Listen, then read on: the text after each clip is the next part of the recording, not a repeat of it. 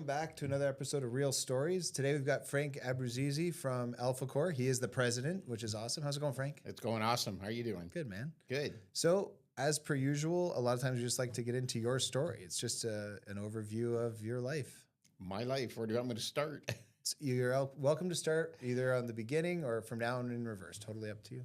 All right. So, do you want my personal story? Do you want the Alpha Core story? What are you looking More for? your personal story. Personal story. Yeah. I grew up on a beautiful farm in Leamington, Ontario, not far from here. Okay. We had a wonderful fruit stand. That's where I got my sales career started when I was 5 years old.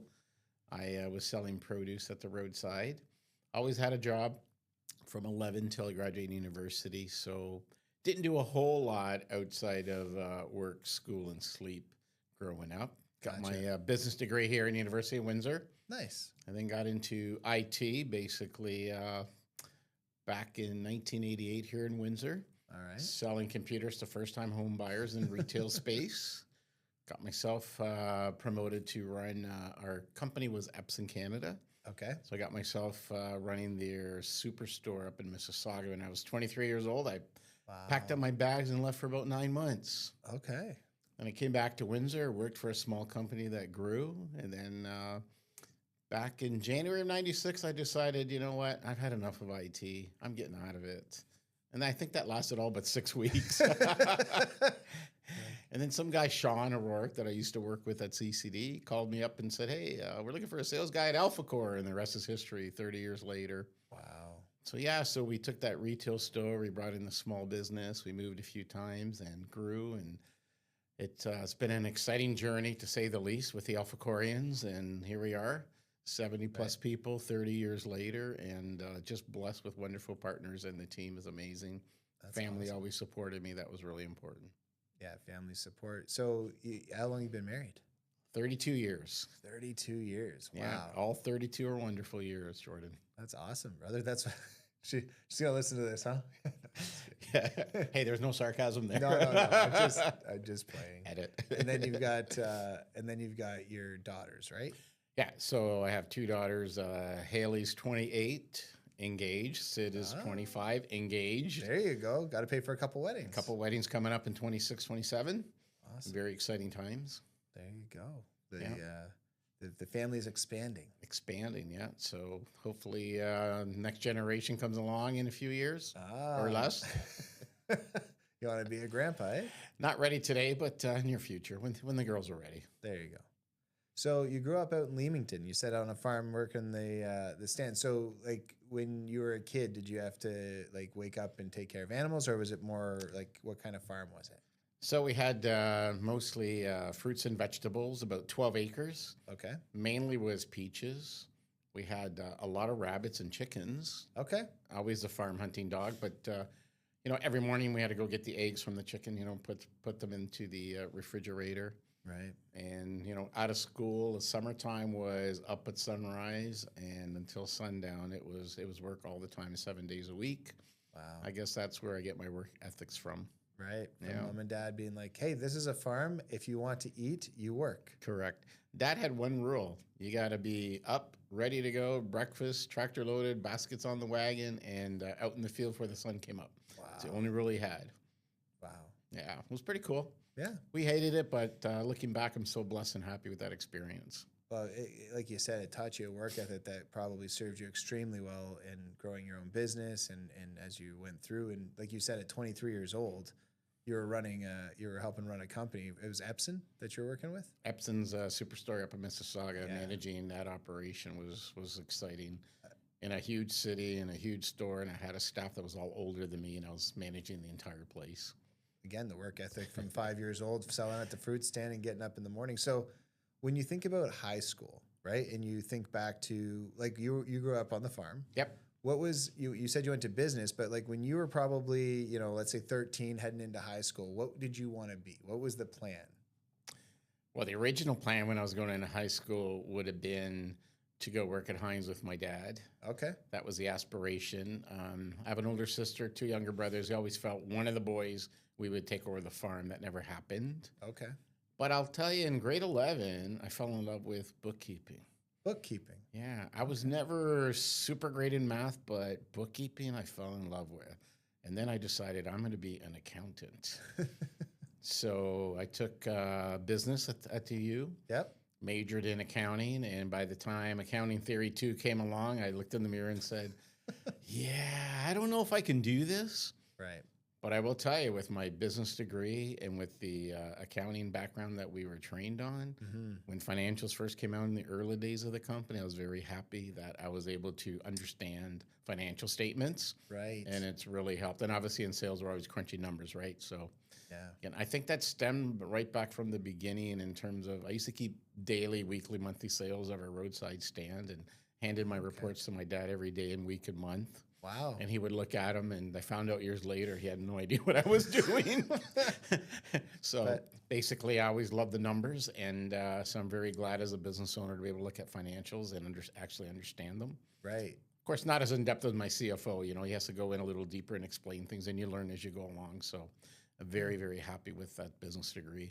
That's awesome. Yeah. So again, you were thinking, I'm going to be an accountant. Actually, I also, at one point in my life, thought about accounting until I realized how much time you had to spend behind a desk. Yeah. and one of my fundamental problems is I like people. Well, again, not that accountants aren't personable, but a lot of their time is spent dealing with books and numbers, and that was it. Which caused me, of course, to go into a slightly different route when I got older, which was into the sales world, right? Because you still deal with numbers, but now you also deal with people. Right. And so, interestingly enough, I never got to the university level. I was able to figure that out in high school. Yeah, but good for you. it's interesting when you look back. Well, no, I actually think one of the things I did miss out on was some of the college. Like that business degree you have, like you said, it allows you knowledge around how to read statements, how they impact the business, and things that somebody like myself, I've learned, but I had to learn on the side. So when I look at young people, you know, growing up today, it's like, what would you recommend as far as them if they're looking at their life and they're like, okay, this is my next step? What would you say to them? Well, they have to take a look at their passion, right? What is it that you really like? What do you enjoy? Right. So some people might not know this, but I was not interacting with people except for the business transaction, quote unquote, when I was growing up. Both at the stand, both at the just summer jobs that I had, both at the club that I worked at, in the coat room, and the bartending. So those are more interacting with people, and you know, you learned how to deal with them. But I was always labeled completely shy, introvert, very quiet. Interesting. Yeah, so it's interesting when I got thrown into the showroom in my career. I did what I always did. I had to interact with people, I had to ask them questions. The computer world taught me that I had to do a little bit more digging, a little bit more research. Right. So then I learned how to answer those 3 to 5 questions that everybody was asking in the early days. And then, you know, overnight, takes 10 years, 10,000 hours, you become an expert in it. Yep. Because you heard enough questions, you've seen enough, and technology evolves super, super fast. Right.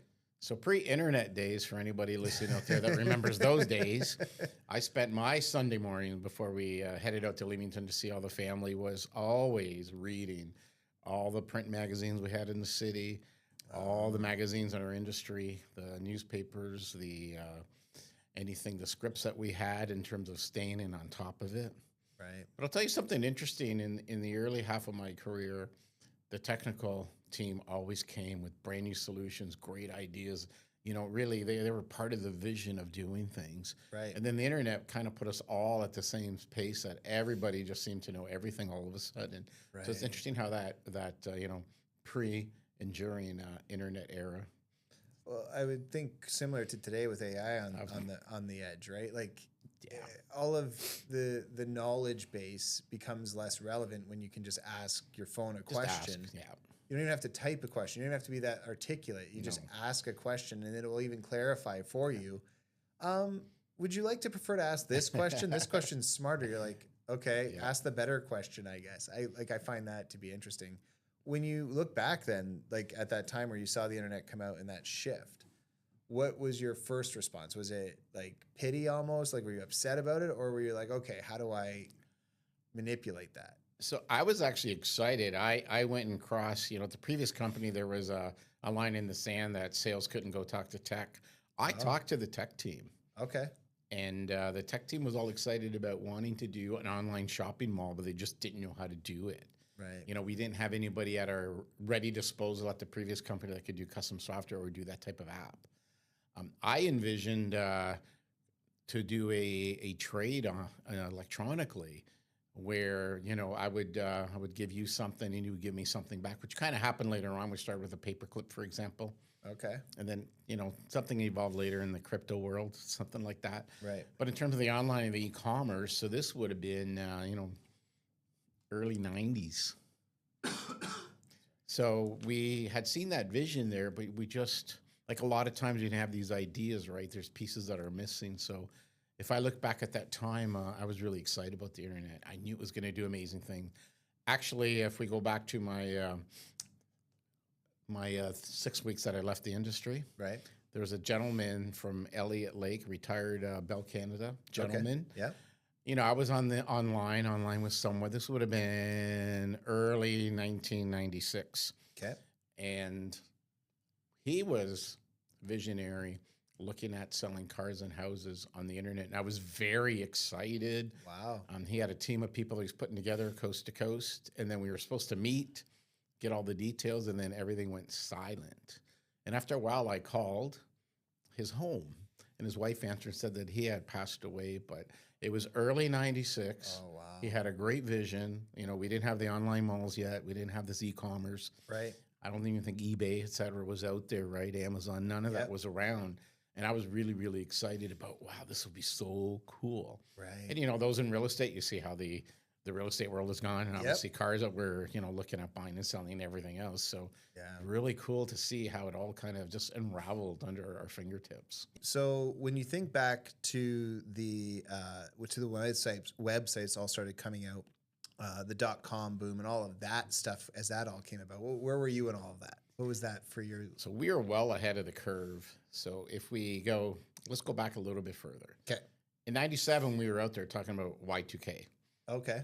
Nobody had any idea what we were talking about. That'd be a problem. And I'll tell you, the last quarter of 99, all the people came to us and said, you better make sure everything works for us when the millennial hits. Right. It was very interesting in terms, that's just a short window. So there was a Canadian that was well ahead of the curve that was talking about it already prior to that.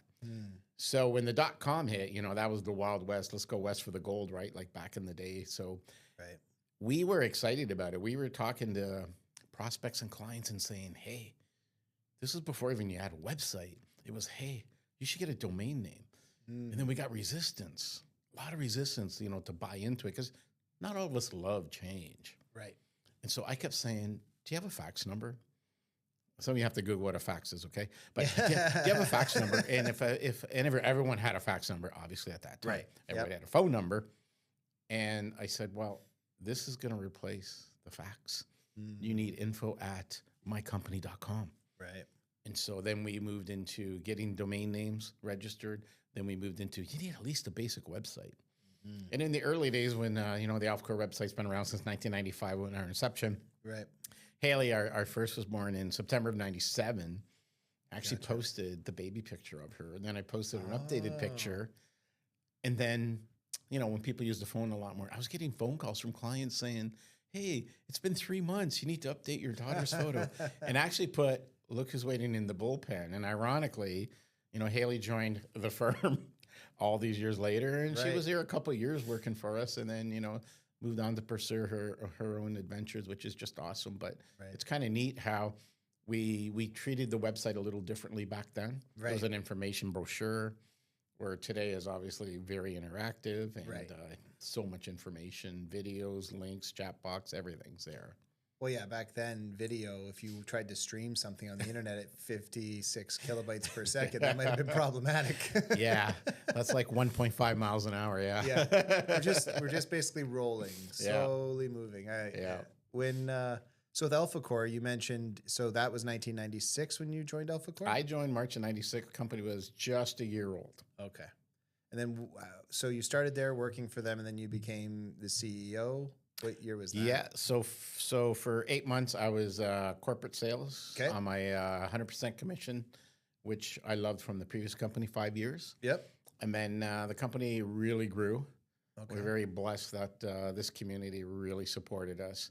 We were doing 24/7. We were answering all the calls and putting out fires before that. People under contract, other incumbents, they just weren't reacting. The partners were senior technicians, brilliant, working 24/7, truly 24/7. Wow. So we went out there and we grew rapidly in 1996. It was an amazing growth. My business degree, the partners that sat down with me and, they offered at the time of signing, which I said no, but then they came back to me late in 96 and said, you really should become a partner. We'd like you to be a partner. So I was honored with that. Right. So I said, let's incorporate. 4 of us became equal partners. The 3 of them were equal prior to me. Right. And we incorporated. I named me president, added CEO along the way. Yeah. I had that good accounting degree, and I was actually asked in the initial to do the accounting. It says, I'll be the check and measures, and I'm great because I have a brilliant partner, CFO Mazen. He's handled all the finances. Right. And basically, he's run a really tight ship for us and making sure that receivables, payables, have that all covered, Yep. budgeting, everything. So financials is great in his hands. And, the other partners, we all ramped up and really learned and understood in terms of the quarterly and the year end. So, but in the very early days, it was nice to have 2 of us kind of helping each other out and helping the partners so we all can get on the same page. And, here we are with our 5th partner in now that we brought in 2 years ago. And there's Right. 5 of us involved in the ownership of it with a team of 70 people. So it's been just an exciting ride. That's so awesome. We'll take a quick shift. So you've been married for 32 years. Yes. So how did that come about? How did you meet your wife? So I was a bartender at the Roma Club. Okay. I was there at 18. We were able to bartend because I was in the courtroom from 11 till 18 years old. Yeah. And so Carmela's a waitress. And then we ended up chatting. And one day I decided to work up the courage and asked her out. And she said yes. And so, we started dating, had to meet the family, in the early days, Yep. 2 Italian families, you're dating together. So, and you know what? We dated for a number of years. That would have been back in 1988 we started dating. Okay. We got married in 93. Nice. So we dealt with the long distance relationship, the 9 months in Mississauga. Oh, right. We were, literally 4 hours apart. Yeah. Phone calls were long distance. It was a big deal when I grew up to make long distance phone calls. We had to pay for the time. We had to That's pay. crazy. Leamington to Windsor was long distance. We Right. had to pay. So mom and dad taught us that we don't make long distance phone calls. So what did I do? I wrote Carmela letters, and she wrote me letters back. And sometimes I arrived at Leamington to see her before my letter did. You beat the letter to Leamington. But the moral of the story there is, we had our challenges, long distance relationship, and I'm so happy and blessed that it worked out really well. That's amazing. Yeah, she supported me, her family supported me, and it was just great. So you've had so you've been in partnership on that side. Then you said, so a few years into the marriage, so that was 3 or 4 years in that you had the... So Haley was just over 2 years. 2 years in. Yeah, it was time. Alpha Core, things were settling. We were talking about planning a family, Yeah. and when things stabilized, Alpha Core reincorporated. 97 was another great year. Things were going very well, and it was time. And in September 97, we had our first, and Wow. then we had the millennial baby.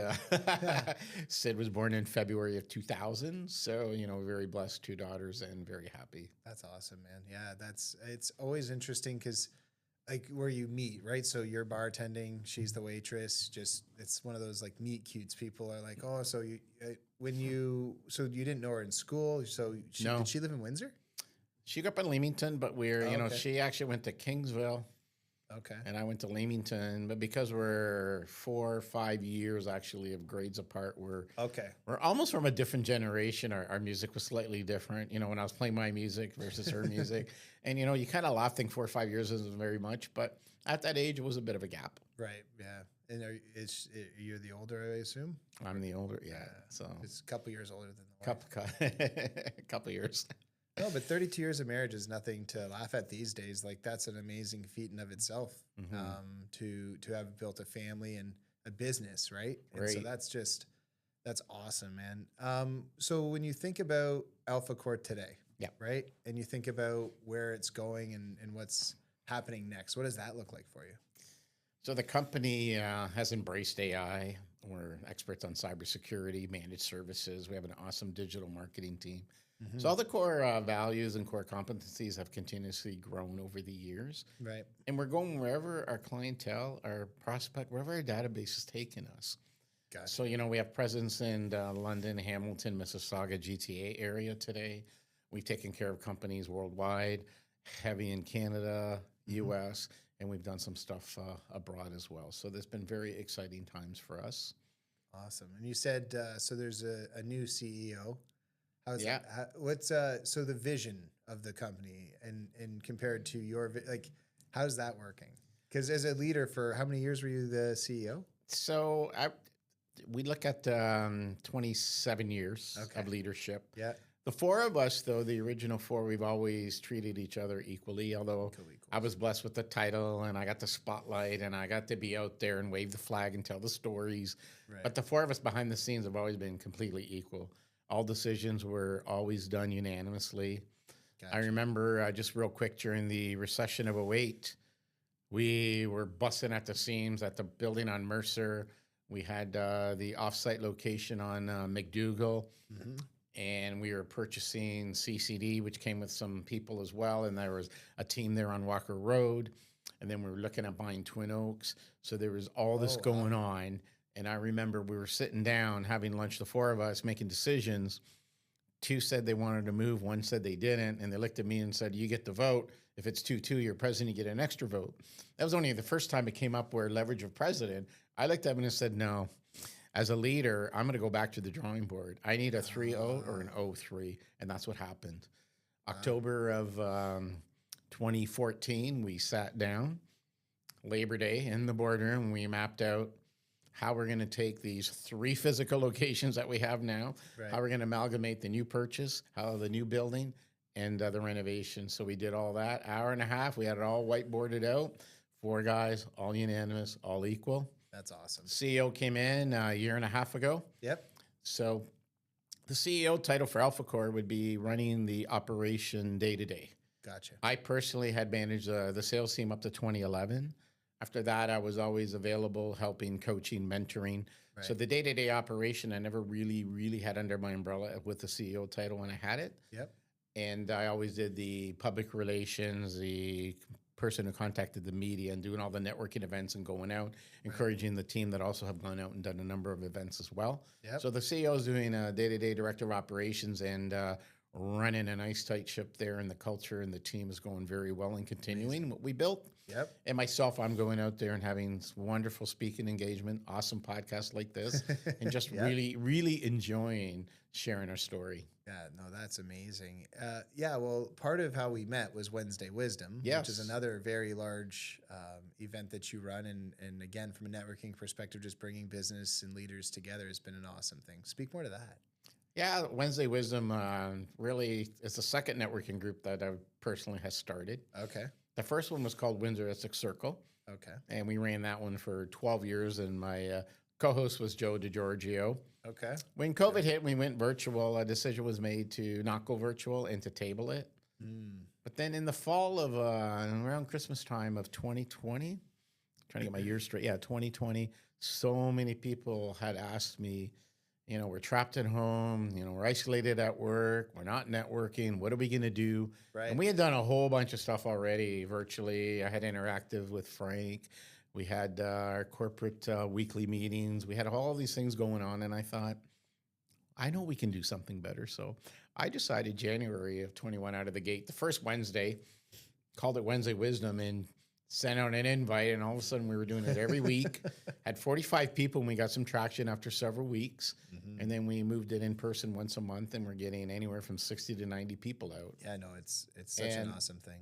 I am grateful. I am so blessed. It's all about everyone else, connecting people and bringing in, it's being called a community. So we formed a community that is informal, non-threatening. There's no fees. There's no agenda. There's nothing going on except truly let's help each other out. And that's the community that we built. And I'm very proud that the buy-in was there, for lack of better terminology, and the support. And people like yourself, Jordan, that have come out and supported me. It just means so much. Yeah, no, it's such a great opportunity. Actually, Chris, of course, we're in the studio here that he has. He's the one who told me, like, do you go to networking events? I'm like, no. He's like, why not? And I'm like, I don't know. I go out to places all the time. But I just sort of didn't really know, right? You don't think about it. And so all of a sudden came out and just been meeting all the people. And like, again, what you brought together, And it's interesting to me is how many like make it out randomly, but still always are like, oh man, I can't believe I had to miss it, or like people are disappointed. That's an awesome thing that I see from what it is. And when you can't make it, you know, there's this, oh, we missed it, right? And so that's such a cool thing to have built within the community. So yeah, when I think about something else you've done recently, which is the book, right? So you've written your book. Yeah. So you're also an author. So you're now president, no longer CEO, author, network guru. What any other secret, you know, abilities? Oh, there's always secrets, Jordan. But can I talk about the book a little bit? Of course. So the book really has been labeled as Alpha Core Story. Those that have read it, some feedback that I received was they just loved watching the growth of Alpha Core through the president's eyes, really. Right. So if we back up, that was a blog written once a week called Building Circles. Okay. It went out Wednesday mornings. I don't know, I fell in love with Wednesday somewhere out there. Yeah. But it went out Wednesday mornings every week for 12 years. Wow. And then I tabled it because I was starting to repeat some topics and, you know, fresh content and a lot going on in the world. It's just, you know, how many things can you possibly do at a given time? So I felt bad to stop it, but I stopped it after 12 years. And it sat there on my blog site. And a couple people had always said, write a book, write a book. I thought I'd do, you know, a memoir of me. I would do an Alpha Core story. And I thought, hey, why don't I just take this blog? Right. There are 550 of them, by the way. Wow. And let's use some AI tools to help. And let's organize it. Let's put them in the classifications. Let's put them in a chronological order of published date. So long story short, I went and collated all of that. Had somebody help me a bit, a little bit of tools, but it was a lot of manual labor that had to get to where I wanted it to get to. And then it ended up being so large that we split it into 4 volumes. Right. So volume 2 is going to come out in September. Yeah. And I'm very excited. I decided to kind of table that. I've got a lot of energy and focus on some really cool stuff going on right now. Awesome. And really, it's the Alpha Core journey when you really look at it. Yeah. And it was important to me to have the book go in chronological publish date. So each blog will have the original title, the original date. Right. And I went in and tweaked a little bit. Sometimes where it said Twitter, I'd put X, formerly known as Twitter. So I was trying to keep it current. There's there's the cool sections of the COVID years. You know, you kind of look at it and go, wow, you know, it's a surreal period of time of how we dealt and did things, and we learned a lot. And I'm just glad the Alpha Corians were there, and it was an amazing time. If we go back to March of what happened of 2020, unbelievable. It's so weird to think back now, because again, at the time it felt like forever, and yet we're not that far removed, really. But yet it's kind of gone into the past with the lockdowns, with the antisocial realities, all the stuff going on, the social distancing, masks. It's so interesting to see where we are today. But again, you were blogging during that time. So to be able to have a more robust remembrance, right? Like I try to think back to different, and in trying to figure out the timeline. I actually find that to be the most difficult piece of COVID is I have no idea if something's 10 years ago or 3 years ago. Because if it's in COVID, it could be, because if it's just before or just after, it's so hard to figure it out. It's so hard to figure out. I had so much fun with it. And when I reread some of the blogs, it was very interesting. Yeah. And again, growing soon up enough, in we'll all get to read them. What's that? It's soon enough. We'll all be able to read them. Yeah. Those ones are coming out last, though, right? What year did you finish writing? 2012. 2012. But the first one has collections from 2010 to 2012. Okay. 2020, get my years mixed up here, 22. Gotcha. Yeah. So, yeah, went from 2010 to 2022. Gotcha. So the first one, if it's decision-making, you'll have blogs spread out between those 12 years in that section. Oh, that's so the book itself is not chronological order. It would be each classification chronological order. Okay. I read it, but I read it months ago because I got one of the earliest copies. Yeah, and I read your book. Yes. No, thank you. Yeah, that was quite the process too.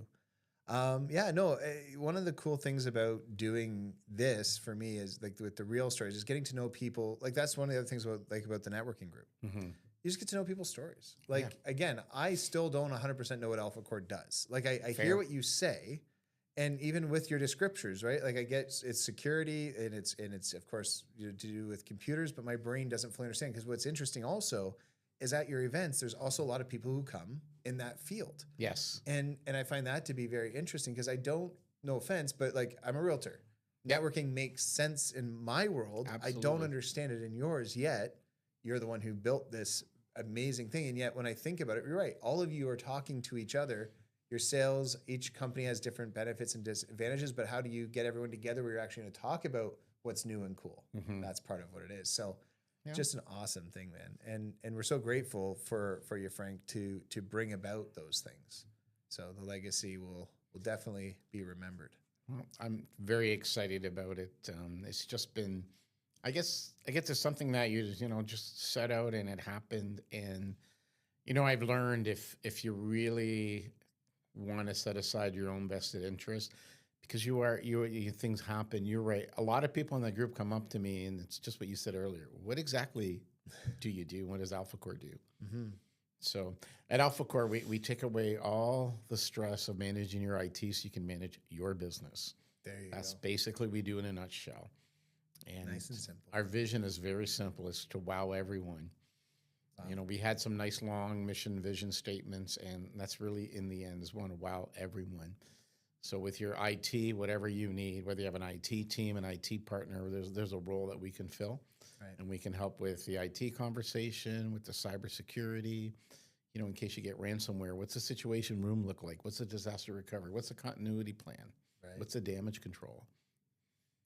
The new division we added this year that I always forget to mention is we have a cable division, a security division that runs fiber as well. Oh. Yeah. So there's some fiber jobs that we've done in this region and in the U.S. because we can work globally, basically. So it's been a lot of fun seeing that new department evolve, after all these years. Just and keeps of course, growing. Yeah, and it keeps growing. And AI is, it's the big word today. And, we've used AI for a long time, and it's just as packaged in real beautiful, economical format. So today is probably the first time in history every single person, every single company has all the resources at their fingertip that's affordable today. Right. Yeah, that's an interesting way of looking at AI. It's right there and it's affordable. We've had Google, right? The ability to Google. Of course. But AI just, like I said earlier, it asks questions of you.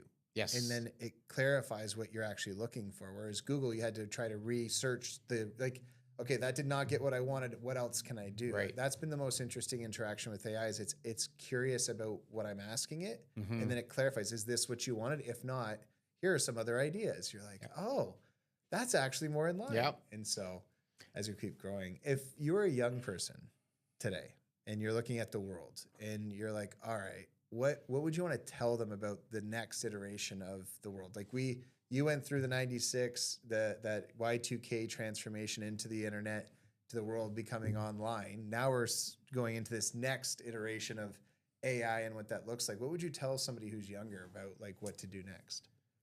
Well, if I was looking at the IT world, I would definitely look at cyber.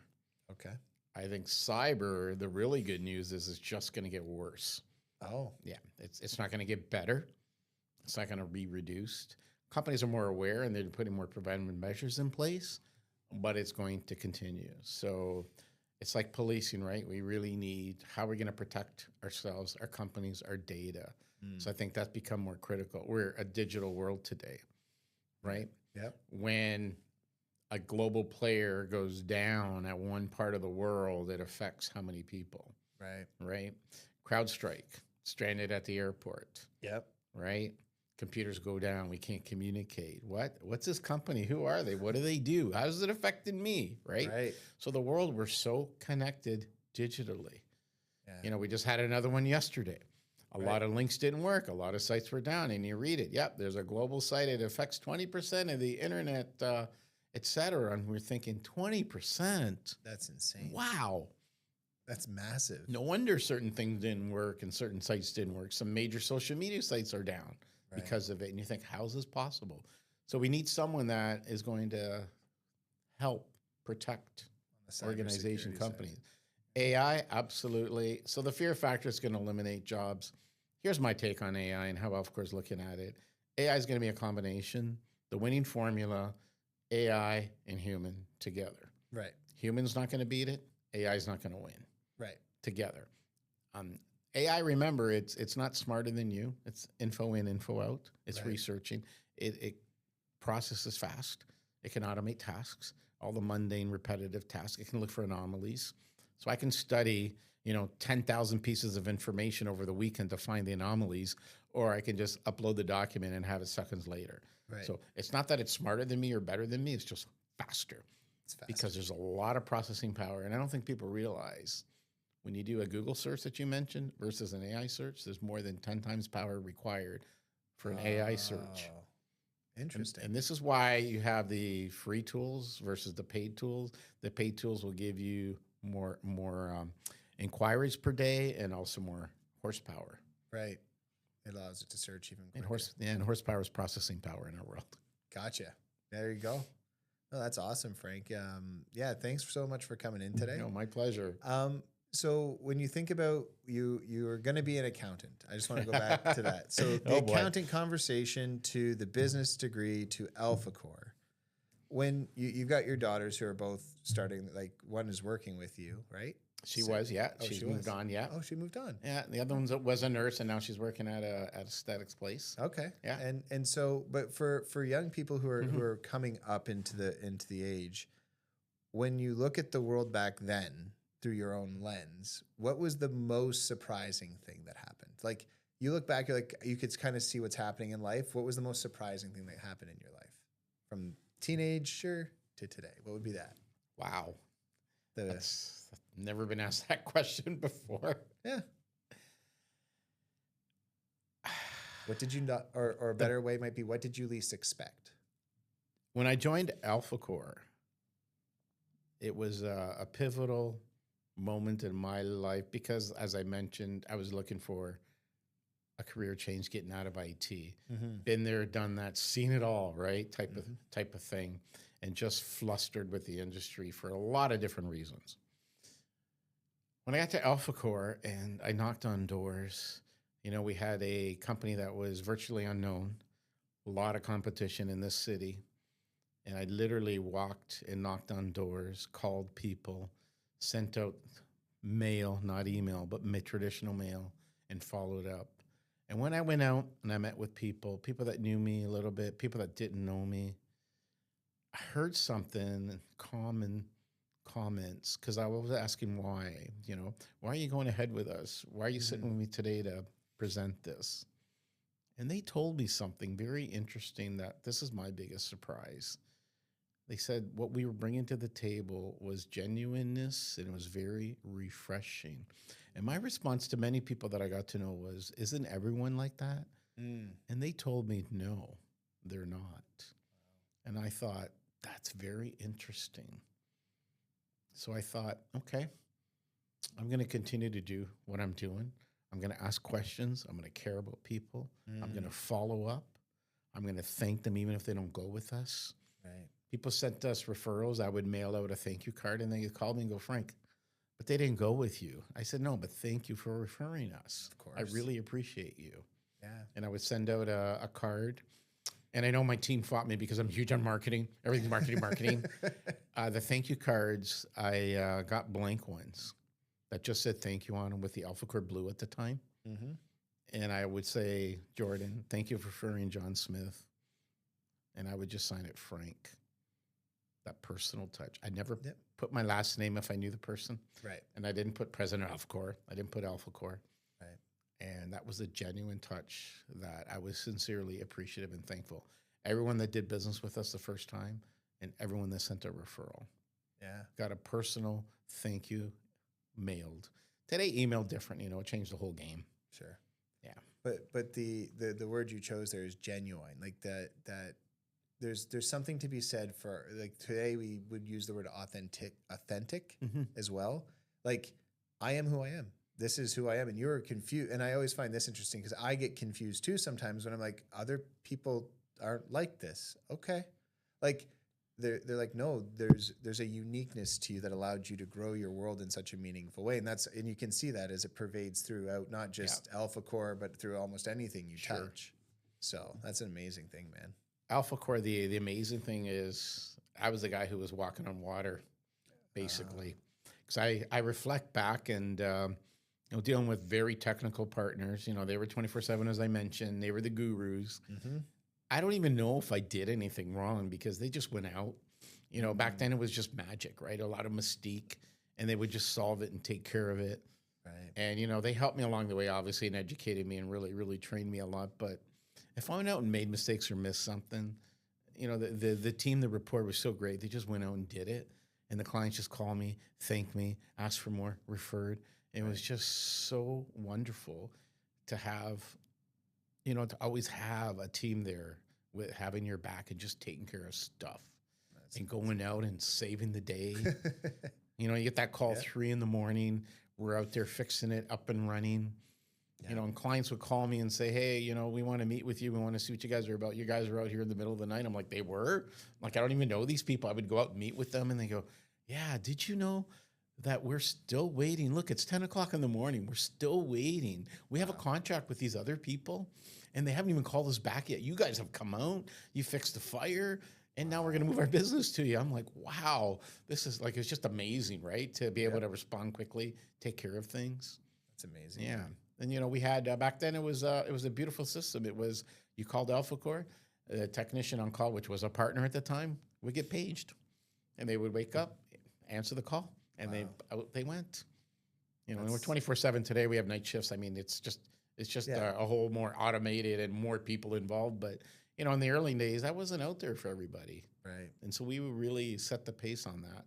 That's amazing. Yeah, show up when called. Absolutely, be prepared and ready at all times. Yeah, we're there for you, and we'll take care of you. And it's been exciting. That's awesome, man. If people wanted to reach out to you, where would they find you?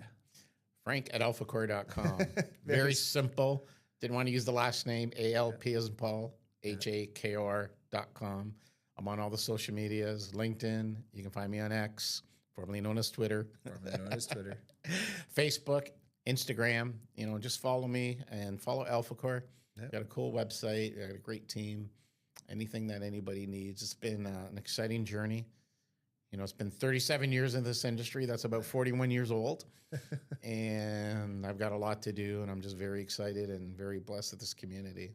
That's awesome, man. Well, thank you so much for coming today. Thanks, Jordan. Hey, guys, it's been another Real Stories. If you're looking for us, we're on YouTube. You can watch where we are right here. Subscribe below. If you're on Apple Podcast or on Spotify, we're so thankful you guys listen. Have a great day.